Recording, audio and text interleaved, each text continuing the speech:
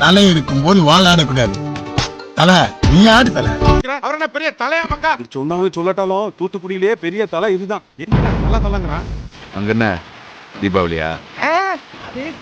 கல்யாணம் வர்ற தீபாவளி தான் அதுங்களுக்கு தலை தீபாவளி. வணக்கம் தலை. வணக்கம் தலை. தூத்துக்குடி எல்லாம் என்ன தலை இது கெட்டப்பு? ஐயா செட்டப்ல அப்படியா? வாங்க தலை. வாங்க. நீ போல நீ வந்தாலே தலை தீபாவளி தான். இறைவனே, வண்டியில எத்தனை தலை இருக்கு பார்த்து சொல்லுங்க.